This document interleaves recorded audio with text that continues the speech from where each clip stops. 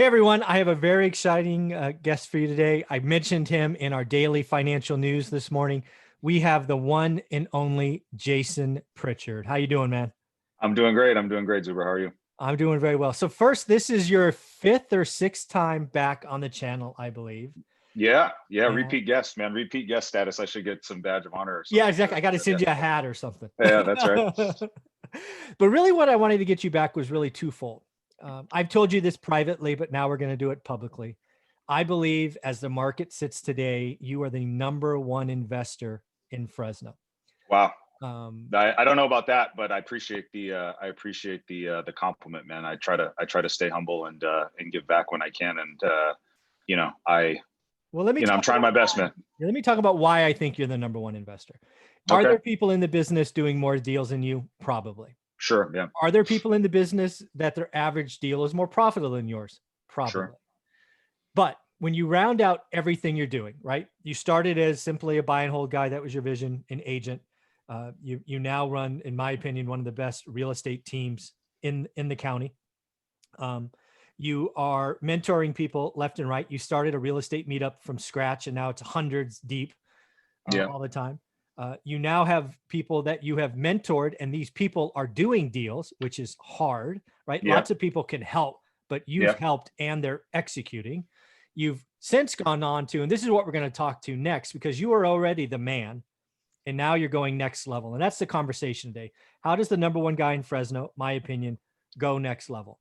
And the first thing that I wrote down is you always had a dream to at some point be a private lender, right? Be that person that maybe you that helped you in the very beginning, right? That Correct. was the Yeah, capital.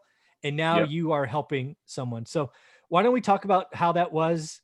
What did it feel like? Because you went from kind of doing your deals, right? And structuring your stuff to being a source of capital for someone else. And frankly, I've never done that. I have not done that to date. So what did that feel like? How does it feel? It's got to feel good, I would guess. Yeah, no, it feels great, man. I think throughout this 5.5, 6 year journey that I've been on, you have these moments where you accomplish something, or you get to a certain point and you look back at where you were a year, 2, 3 years down the road, and you can Mhm. see all the growth. Yep. And for me, it's just balancing, being grateful for everything that we've done, but still trying to keep my foot on the gas and push and progress. In regards to the private lending aspect, yeah, that was a life-changing thing for me when I was able to really tap into that and leverage that. So that's why it was such an important component, because I was really, we've talked about it. When Jen and I first started, we were scraping together every last dollar that we had, and we were frankly over leveraged, and it was a very, very risky position that we were in, and we weren't able to really, scale the business the way that I wanted to without developing those relationships. And that Mhm. was something that allowed me to do 2 deals or 3 deals at a time to double-digit deals that we're doing now. And Mhm. so I knew that it was always impactful for me. And I saw the value eventually. When you first go to talk to private lenders, there's the mindset of like, I'm asking them for money, right? Mhm. Because you don't really understand the value that you're bringing to the table, right? And the big thing for me and the mindset shift that happened was I was not asking for money, I was providing value to them, right? And as I kind of let that sink in, I was able to make more and more relationships, and I saw the value that I was bringing to them. I realized that at some point I wanted to be in that position, and we just recently funded a deal for a couple of our team members, and it's a great feeling. And again, that subtle mindset shift, I want people to hear again, right? In the beginning, right? You're excited, you're getting a deal going. Maybe you can do one on your own, but when you find private money, you can do two, right? Yep. Initially, everybody goes through it. I was there as well. It's like, all right, I'm asking for money, right? That I've got to lean on my relationship, hope they trust me. Where in reality, now that I've borrowed millions of dollars in private money, I look at it as, you know what? I'm providing probably, in my opinion, the safest return, just the way we structure it. And everybody's been getting double digit returns when you annualize them. And in an environment where, bank rates are below 1% and probably substantially below 1%, that's an awesome feeling. So you're right. That mindset shift is awesome. It is, and that was, I think, the key in developing the confidence that you need to be able to go out and take those meetings and establish those relationships. It's all it all starts with how you think about everything. And once I was able to figure that out, things really kind of shifted gears, Mhm. and the business continued to, to go to take off. Yeah. So the next thing I want to talk about is you're obviously as I've said before, the number one investor in Fresno. Again, not maybe by size or volumes, but just quality investor. You made some calls. I think it was a year ago. It might be 18 months ago or 2 years ago to put some of your cash to work in Indiana, if I remember. So you're out of state as well. Is that correct? Yeah. We ended up an opportunity came up to go into some Midwestern states. Specifically, we ended up choosing Indiana through a partnership with some other investors that had a number of properties out there, Mhm. and we looked at it as a way where we could kind of, this could be the entree to us to kind of test out what this out of state investing was with minimal risk on our end. There was risk, obviously, but we were able to mitigate it by doing this partnership. And we spent about a year and a half, kind of building out the framework, understanding what it means to operate projects from 2 or 3,000 miles away, knowing who the key players are that you need to have in place on your team in order to make that work. And then, and then we did it, and we did maybe half a dozen projects out there, just testing things out. And we realized, okay, this works. And, Jennifer and I specifically started looking at some out of state markets for us for our own personal investments. And that kind of led to, what we've been doing with some stuff in the Midwest and specifically in Cleveland. Yeah, so we'll get to that in a minute. So again, you leveraged the relationship that you had. I'm guessing this was a local, at least it started local, the partnership. It was Yeah. local. It was local guys. There were two older guys that I had known before. Yeah. It was funny enough. It was our bookkeeper. We shared the Ah, same bookkeeper, how funny. and she goes, "You should really meet with these guys. Like, there's a lot of synergy. They're doing stuff all over. They're at a point where, and this is what's important when you're doing partnerships. Everybody's got to bring different pieces to the table. That's what I have found. Right? Mm, Those have been the best types of partnerships, and they had the properties and they had the financial backing to help kind of make the machine go, but they just were not interested in the day-to-day operations. They weren't interested in the stuff that we were really good at, frankly. They were bad at that, honestly. And so mm. it made sense for us to kind of go together. And it works, and it still works today. We still have active things that we own together out there now. And that's still good. And it was basically taking what we learned and figuring out how do we, take that to the next level. So you proved the model work. You had partnership. You de-risked it a little bit by leveraging somebody else's infrastructure and some of their team. Was it mainly a fix and flip business? And oh, by the way, you kept a few, or was it always cash flow, or what was the goal in the Yes, beginning? that was what it was. Yeah. So we wanted to prove concept. So we identified, I think, 4 properties initially that we were going to go just do all of these at the same time. We saw one that made sense for a number of different reasons to hang on to. So we basically took the money and the proceeds from the other projects that we bought, fixed, and sold, and used that to just, buy the other one with no debt, no leverage, and just keep it super low risk. And that's Got it. essentially took the profits from that, rolled it over to the other one, and we basically have that one free and clear, and it's been performing ever since. Nice. All right. So since you brought it up, we'll go to that one next. You and your wife, Jen, you've referenced her a couple of times. That's his wife, folks. First off, she's a tremendous team player. Actually, we'll go here first. I believe you have kind of quote unquote added her to the team, right? She was always a part of your team, Yeah. always a backbone for you. But now, as I understand it, she actually has, I don't know if I want to call it deliverables or actionables, or she's Yeah. doing No, more and more it's a good way to stuff. put it.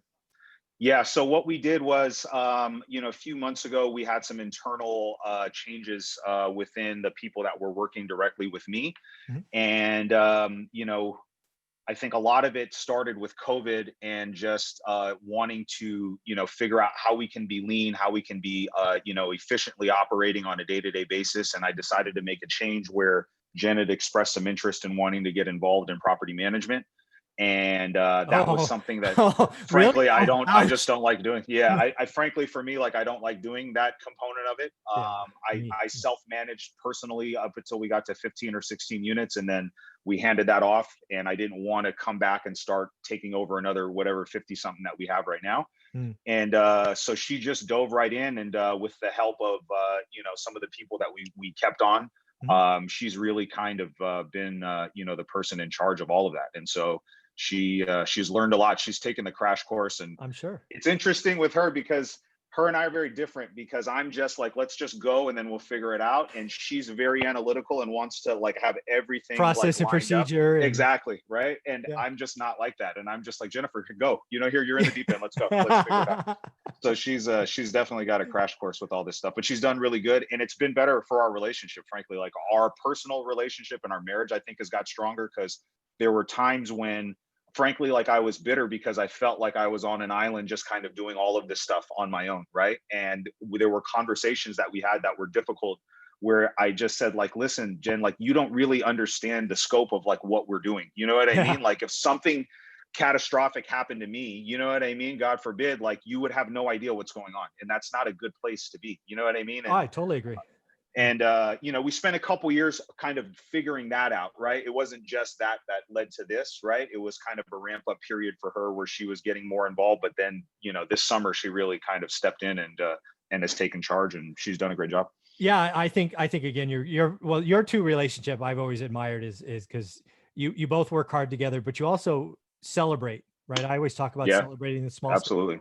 A big part of following you two, and so, even Jen herself, right? I mean, I follow her on Instagram and whatnot. Is you work hard? I'll call it work hard, play hard. Play is probably the wrong word. That's a very good way to do it. That's we buy into that a lot because Okay. I burn the candle at both ends sometimes, and I'm okay like doing big spurts and bursts of work where I'm just like head down for 2 or 7 days 3 a weeks week, or a yeah. month and just go. And then, we have found that traveling and spending time together and doing those things are the things that we need in our relationship to recharge our batteries and just keep us in line. So, it's not the typical balance or whatever that, I think that you see, but it works great for us. And that's what we love. And that, that we've kind of designed everything around that. And then the best word you used there was a 2-letter word, us, is it works for us, meaning you two. Right. It's equal. Yep. You can see it in both of you that you're both you're both willing to work 7 days a week for 3 or 4 weeks, but then you're going to go unplug for a 3-day long weekend in Mexico or something. Yeah, exactly. And just enjoy. The other thing that you mentioned, I don't want to miss what you talked about partnerships earlier and, kind of ham and egg or compliments. It sounds like, I mean, you and your wife just complement each other greatly. You go out, just go. And then she's going to take on property management. Frankly, you'd want somebody who's process and procedures. So again, it's kind of just the perfect, marriage, but and it's hard, man. I mean, social media is a big highlight reel for everybody. So if you just glance at what we've got going on, like we have all the normal issues that everybody has, right? And but we have identified and you mean you and your wife fight? I mean, come on. I'm a hard person to deal with, man. Like, honestly, because I'm crazy sometimes. So for me, I'm so type A when it comes to this stuff. It's just like, I feel like just through the sheer force of my own will, like this is whatever we do is going to happen. Right. And that can be difficult to deal with sometimes because I cannot be rational with the way like I want things done. And, I have very high standards.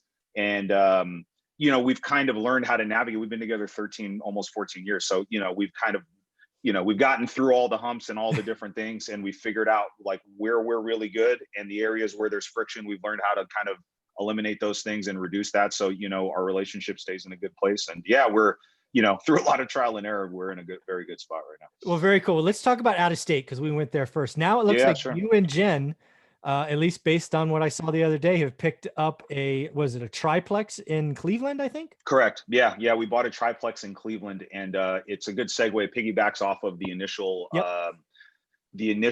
out of state things that we were doing in Indiana. The reason why we picked Cleveland, one of the reasons was that the guys that we eventually did the stuff with in Indiana, they have some well-established infrastructure in Cleveland. They own a property management company that manages 300 or 100, a couple hundred units that they have out there. And so, being able to tap into resources with people that we trusted right away was a big thing. And so beyond that, we just felt like, for me, it was the purchase price to rent ratio, being able to buy things that were in maybe a little bit better areas than some of the stuff that I own here. I've just, how it is, man. Sometimes with some of the things that are in a little bit rougher neighborhoods, you have all the issues that come along with that. And that's I've grown wary of that over the last 5 or 6 years, man. It's kind of taken a toll on me. And you see kind of here's what performs. here's what's not performing. Let's kind of consolidate and maybe liquidate some of the stuff that's not performing and put it into like what is the prototype for the type of property that we want. So, Yeah. for all of those reasons, I think that's why we ended up going over there. Yeah. There's what you're really painting at is what I try to help people understand. There's Excel based cash flow or profit or joy or whatever you want to call it. And then there's reality. Yeah. Right. And a lot of the Excel deals break down in reality if you go too rough.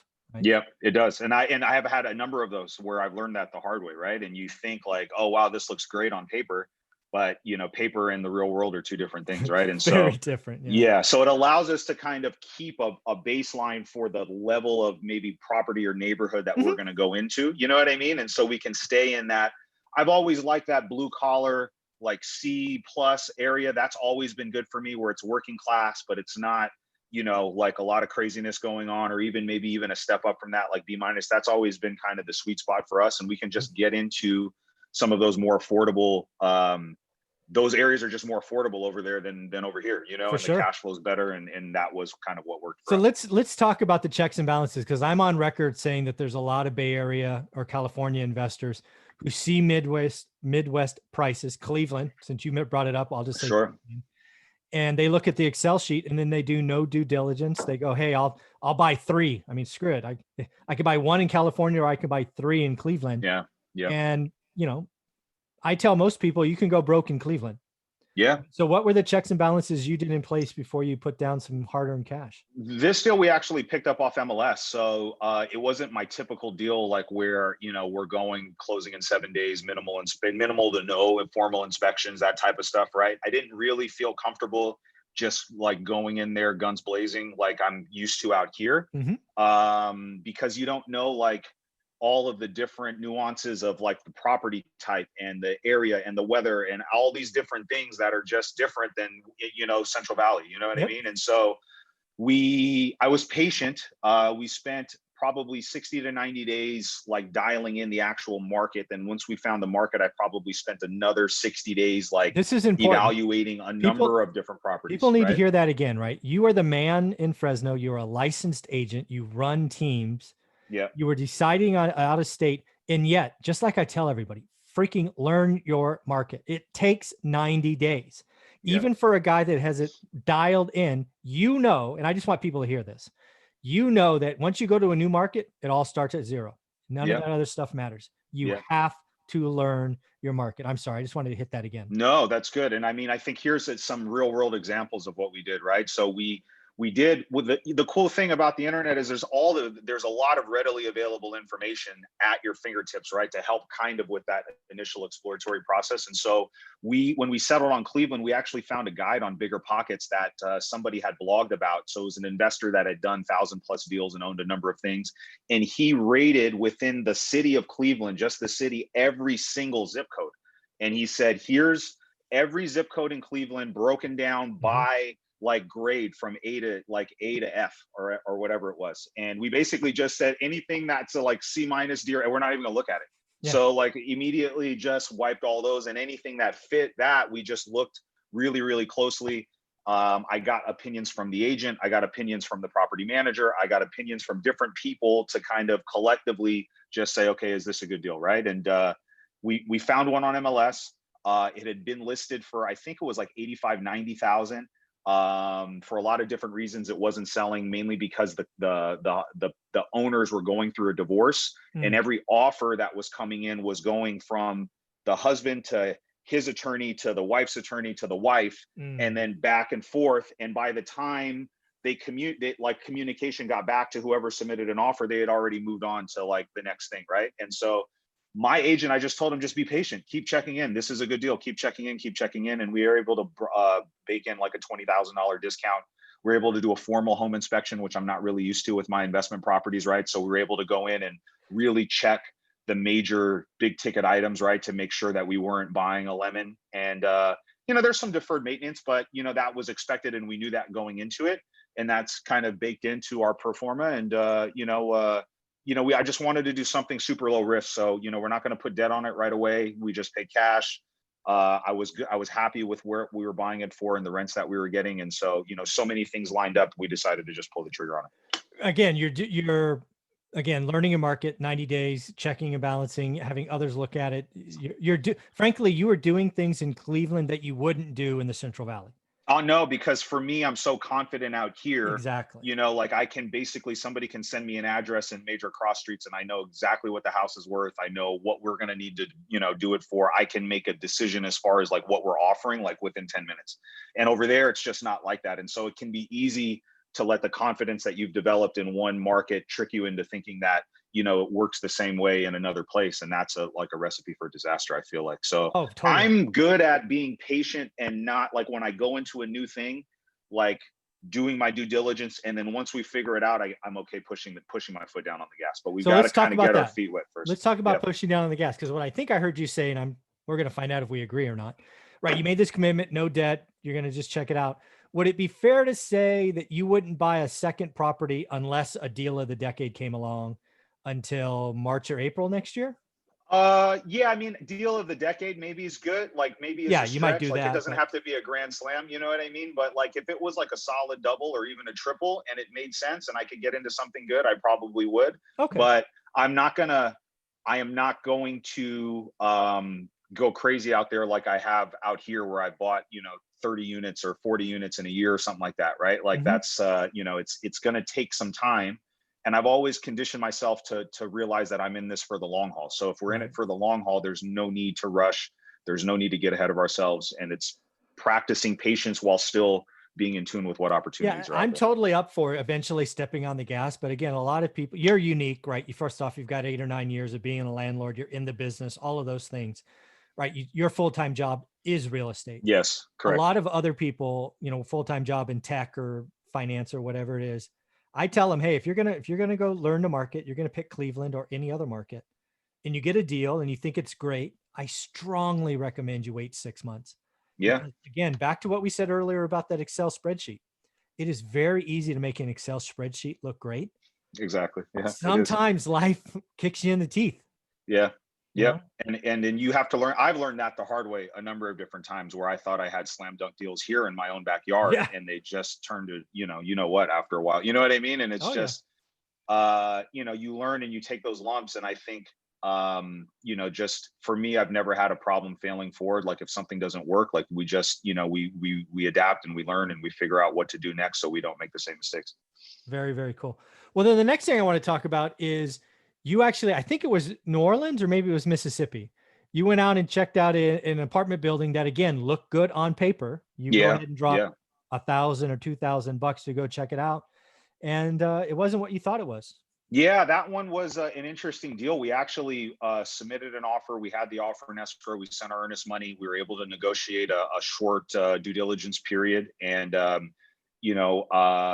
we basically, I told the investors that we were buying it from another investor. They were assigning their interest in the contract to us. Mhm. And I said, listen, I'm not flying out there. We're buying it. You know what I mean? Like I Yeah. told them, like, I'm not going to do this if we're not serious about it. Right. And so, that deal came together really quickly. And, I kind of had this gut feeling where I was like, why this looks like such a slam dunk? Like, why has nobody else snapped this up? You know what I mean? I've Like been there. I know that. that was in the back of my mind. And I was still like, you know what? Like, let's just do it. Like, what's the worst case scenario? I spend, grand on a flight in a hotel and some, you know what I mean, to go Yeah. out there and do some stuff.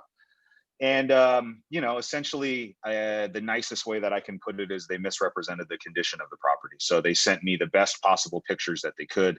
And then when we got out there, it was a completely different story. And so, within 10 minutes of walking the property, I didn't feel comfortable buying it. Yeah. So Well, I yeah, kind some of of those knew that. pictures you put out, I'm like, dude, that's a teardown.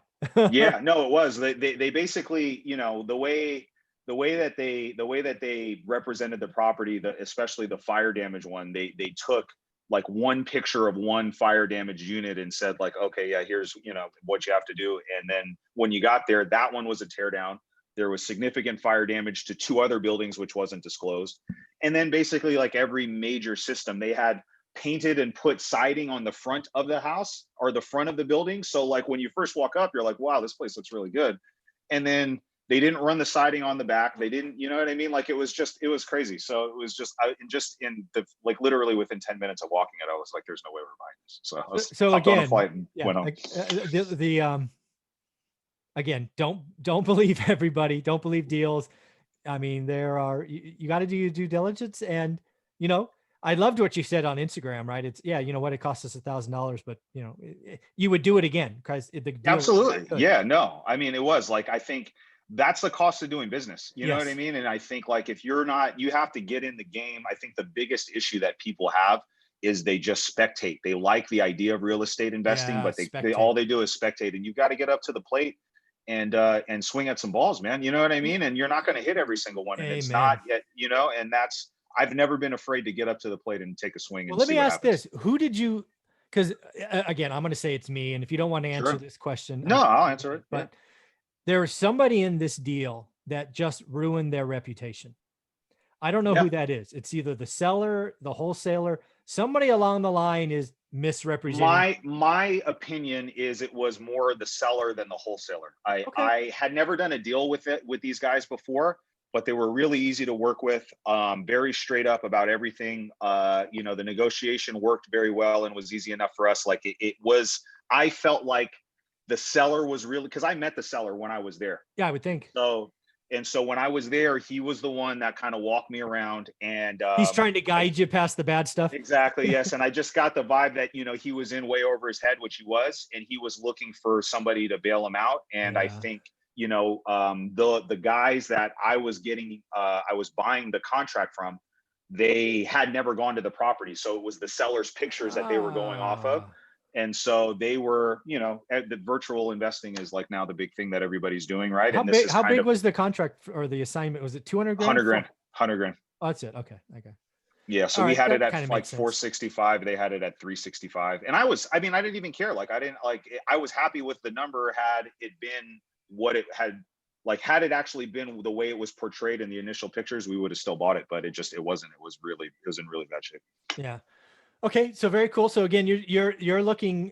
I guess the question I had for you here is you and Jen have decided on Cleveland, right? You're going to learn Cleveland, make that your cash cow. But then I think it was 2 weeks before you, where was it? New Orleans? Was it Mississippi? Where was it? This It apartment? was Mississippi, Okay. Mississippi. So Yep. then you're off in Mississippi, but that was not you and Jen. That was you and your That partner, was me and me and a partner, the gentleman that I do the nonprofit. nonprofit housing with, and a lot of the stuff. My Okay. buddy Brandon, the guy we did the motel with. So yeah, so that was something that we put together collectively. Dude, your taxes got to be nuts. The different partnerships and stuff going together. Yeah, it is. It's yes, it is. It's a lot. It's a lot of work. Yes, it's a lot of talks with the CPA, man. So yeah, it's interesting. Yeah. Very cool. So the last thing I wanted to talk about is you are swinging for the fences on another, what could be just home run deal, this hotel that you just mentioned. Yeah. Yeah. Maybe is it? It's a motel. No, yeah, Motel, hotel. Yeah, Yeah, a motel. motel is a good Yeah. way to characterize Yeah. it. So again, let's talk about that. So basically I've driven by that motel 500 times probably in Yeah. my Yeah. times in Yeah. Fresno. It's, Yeah. you're always like, God, that place is a dump. Yep. So tell us about it. What, what'd you get it for? And then what are the plans? Because again, I like the vision you have for it. Yeah, for sure. So we the quick and dirty numbers are on it. We paid there's 19 units with the potential to add and convert the office into a couple more. So let's call it 21 units. Sure. We picked it up for 245, and the seller carried back 180,000. So all we needed to bring to get into the deal. Yeah. So there was a note for 180 at 4% for 5 years, and they're deferring payments for the first 6 months so we can kind of get the transition without having to deal with the stroke. So really all we needed to bring to the table was about 55 grand. Okay. So it was a relatively low risk to get into it, which is what we liked. And you know, I'm sure you're in tune to some of the stuff that's going on here, but there's a lot of creative things happening with, you know, some of these older motel conversions and getting that converted back into housing stock. And there's all these different programs, Home Key, and all this stuff that's happening out there right now. Yep. And we had kind of been looking at that, but we were a little bit late to the game. And frankly, we just didn't have the experience to go in there and compete with some of the bigger players that have already been doing that for a little while. And so, you know, we went kind of back to the drawing board, and then this motel deal just kind of fell into our lap. And we looked at it, and the seller was an absentee owner. I'm going to use that. That's the nicest way that I can say, you know, what was going on. And it's just, you know, everything that you think that's happening at a motel like that is happening times 10 over there, right now, Oh, for right? You know sure. what I mean? Oh, for And it's sure. all over the city's radar. And the guy was either gonna, end up getting red tagged to death, or the city was gonna come in and condemn it. It's been on the news. It's been, all of the things, right? And so he was just in a jam and he needed to offload it. And it's one of those things where you don't know exactly how all of this stuff is going to play out. And this is one of the things that I feel like is a strength for me, is I've just learned how to kind of eliminate that fear and doubt from my mind and say, like, listen, this is a good deal. Let's just do step one, which is get it in escrow, and then figure out what are the next steps while we're in escrow, right? And within a 3-week escrow period, we were able to take a meeting with the city councilman that oversees that district to get kind of his initial blessing on what he wanted it to look like. Their vision and our vision, overlapped. And then we were able to do all of the other things that we needed to do, walk the property, kind of get bids on what we need to do. And, the goal for us is to convert it into transitional living. There's a transitional living facility 3 buildings down. If you're going to have a facility like that in town, like, that's really kind of the area that you want it to be. It's away from schools, it's away from residential houses, not close to parks and like where everybody's at, right? And so for it's one of those things where everybody's goals are kind of aligned, right? And Yeah. so it just worked out. So again, if you don't agree with what I'm about to say, just clarify it. So I think you're Oh, sure. taking a property that's an F, right? Oh, people talk about A, B, C, and D all the time. This property is Yeah, an it's an F F. for sure. It's Yeah, an F. yeah, absolutely. Yep. You're going to be spending, God, I've seen that property, dude. I'm guessing. I think we budgeted like $500,000 for Yeah, like all in. everything that we're going to need to do, right? So Yeah, $500,000 all in over. It's gonna a year, 14 months, 12, 14 months probably. Yeah, we've said 12 to 18 months, because right now, unfortunately, the old owner has basically run it as housing. And that Exactly. was you. And so there's this big, beyond just all the stuff that's going on with COVID, it's not really a motel because he's been renting these units out long term. Yeah. So, Yeah. we're very cognizant of like the optics of, we can't just go in there guns blazing and kick everybody out. So right now we're actively taking meetings with community partners and different people that help with homeless prevention to kind of help provide the resources that everybody there needs in order to transition in a respectful way. I think that's very important for us. And so before we just go in and just be like, everybody's got, we can't do that. You know what I mean? I wouldn't feel good doing that either. So, not everybody over there. And I've talked personally with a lot of the people that are there. We've been to the property a number of times, and, not everybody over there is doing bad stuff. Right. And so it's just, it's just trying to figure out how we navigate this initial transition. Yeah. So the biggest question I have when I take on projects like that, is what do you do first? So obviously you've already done the communication, you're already getting a plan, you're going to buy it from the city, but you've got to do something with the property.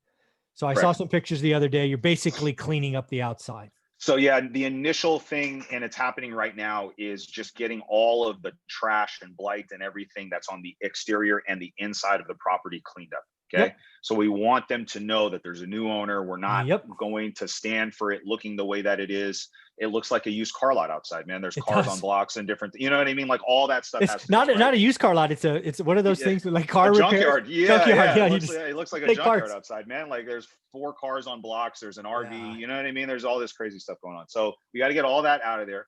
And then we're going to work on just securing the property. So one of the things that I've learned from other people that have kind of gone into these really problematic, buildings is securing the property.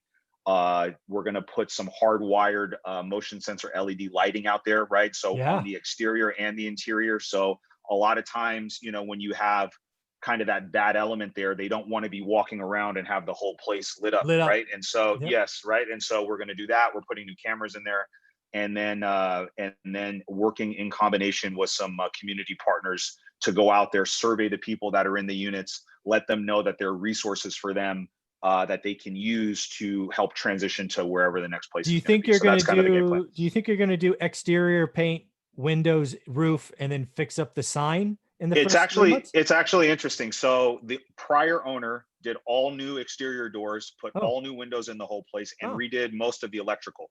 I've been on top of the roof of all 3 structures, and the roofs actually look okay. There's some life left on those. All right. So it was, sometimes you get lucky with these things. It's what's really bad about the property right now is just what's happening at the property, right? The condition of the property is not like even it's not great, but it's not like the worst that I've ever Yeah, seen the either. You know bone, what the I mean? bones are solid, which is The not bones what are I. there. That's a very good way. That's a very good way to put it. So we were pleasantly surprised when we Yeah, got into the units and looked at it. And so, the getting it up to code is actually, there's going to be heavy lifting. Obviously, there's 20 units there, but it's not going to be like something where we have to do complete tear down and yeah, rebuild it from could the have been ground up worse. right there. Yes, absolutely. It could have been worse. That's for sure. Very cool.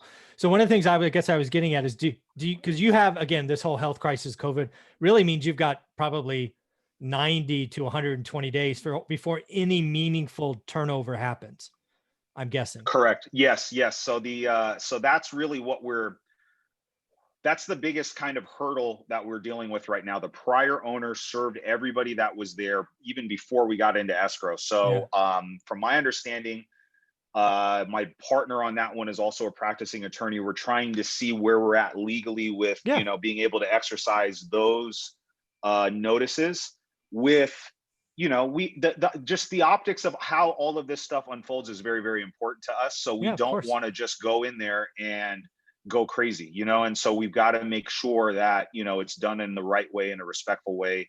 And it's not, obviously nobody's going to be happy about it, but we believe in just being transparent from the beginning. Mhm. And if it's just like, hey, we're playing poker with the cards up from the beginning with everybody that's here, and Cards up, there's yeah. just, frankly, there is not a option that involves you guys living here long term as as an apartment. You know what I mean? It's not, that Yeah. doesn't exist anymore, right? So here are the options, and here's what we can help you with, right? And Yeah. just trying to approach it from that standpoint. Yeah. So let's say the number's $500,000. It's the ultimate plan over 14 months or 18 Yeah. months. I'm trying to figure out, how much do you think you spend before the 4 months is up? I mean, obviously clean up, trash out, that's going to be thousands of dollars for a place like Yeah. that. Yep. But do you paint the exterior? I mean, there's a sign on the property. Do you tear that down? And One of the things that the councilman told us is that we can't take the sign down. He goes, do not remove that sign, because you're probably going to get sued by somebody that, I can't remember it yet. It's like one of those it's a like heritage landmark sign. thing. Yes. Right. Yeah. But you can clean it up. I mean, yeah, no, yeah, that's in the works. and I again, think it's all those things that kind of show a new owner is in town. exactly right. And I think the answer to your question is I'm not 100% sure right now, because we haven't had the meeting yet with the city to get whatever their guidelines are on what they actually want to be done to the property, right? Okay. And so we're coming from the stance of like, hey, look, listen, we're at your mercy. Like, let us know. We're what going to you do want the us right to do. thing. Yeah. Exactly. Like, we're from the beginning, we're coming to you guys to like make sure that we're working in tandem, and it's not just some, maverick operation going on over there. And so, yeah, I mean, we're waiting to take that meeting right now. And initially it's just going to be the cleanup, the security, the lighting, the cameras, and just kind of getting that stuff taken care of. Yep. And then we'll just take it step by step, man. That's very cool. Well, one of the things that I wanted to, what actually we're going to do is I'm going to stop this recording, because this has been a lot of fun, but I'm going to keep you on, because we're going to start another one where I'm going to ask for some advice or mentoring from you to me. We're going to make that an interview. All right. Well, let's do it. Sounds good. And let's shut this down.